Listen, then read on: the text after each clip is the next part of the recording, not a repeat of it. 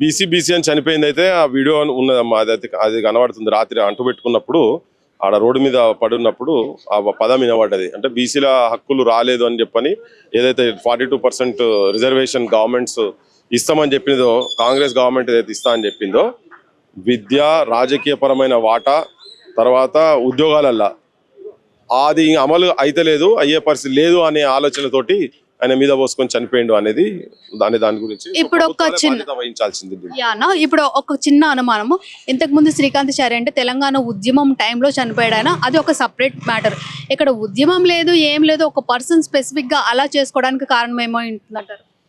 ఉద్యమం లేదని మీరు అనుకుంటున్నారు, కానీ లోపల జనరల్ గా రావట్లేదు కదా. ఇప్పుడు శ్రీకాంతాచారి విషయం అయితే సమ్ డిఫరెంట్, అందరికీ తెలుస్తుంది ఉద్యమం జరిగిందని. ఇప్పుడు బీసీ అంటున్నారు, డిఫరెంట్ గా చేసుకుంటున్నారు. డిఫరెంట్ గా కాకుండా ఒకటే గుంపుగా చేస్తే ఇంకా ఈజీగా వస్తుందేమో కదా. అట్లా అంటే అప్పుడు కూడా చాలా సంఘాలు ఉండమ్మా.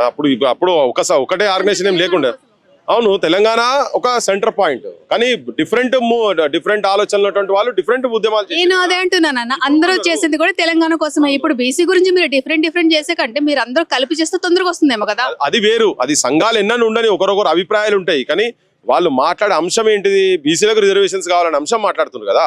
ఆ అంశం అట్లే తెలంగాణ గురించి అందరూ కేసీఆర్ ఒకటి పెట్టిండ్రు, తర్వాత సాధన సమితి అని ఒకరు పెట్టిండ్రు, తర్వాత జేఏసీ ఎట్లా ఫామ్ అయింది, అందరు కలిసి ఒక దగ్గరకు వస్తే ఒక జేఏసీ ఫామ్. అది కాకుండా ఇంకో జేఏసీ యునైటెడ్ టఫ్ అని కూడా ఉండే, తెలంగాణ యునైటెడ్ ఫ్రంట్ ఒకటి ఉండే.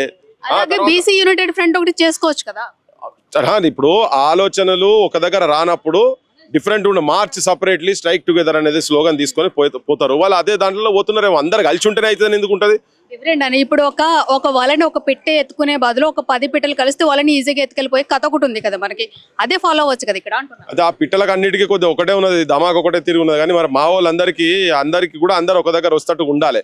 ఆ యూనిట్ వస్తుంది, ఎన్నడో రాదు వస్తుంది. ఒకటి వాళ్తున్నట్టున్నాయి, వాళ్ళకి ఒకటిసారి వాళ్ళని తీసుకొని పోతాయి.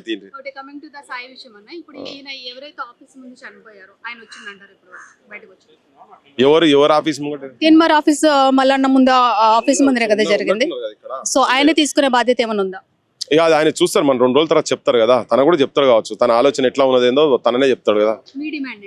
లేదు, ఆయన పట్ల నాకేం డిమాండ్ లేదు. సాయి విషయంలో ఏమున్నది, ఫస్ట్ 42% అనేది ఆల్ పార్టీస్ పోయి ఢిల్లీలో కూర్చోవాలి. రేవంత్ రెడ్డి ఇప్పుడు ఇమీడియట్ గా స్పెషల్ ఫ్లైట్లు పట్టుకుంటాడా, ఏం చేస్తారో అది తెలియదు. బొంద పెడతారా కాల పెడతారా తెలియదు. బాడీని అది దాని లోపలనే ఢిల్లీ పోయి కూర్చొని ఇది ముంగడ పెట్టుకొని దీన్ని పెట్టి ఢిల్లీలో ధర్నాలు చేసేసి అది పార్లమెంట్ లో 9th షెడ్యూల్లో పెట్టేటట్టుగా వెంటనే దాని మీద చర్యలు తీసుకోవాలి. యాక్షన్ తీసుకుంటేనే అవుతుంది అది.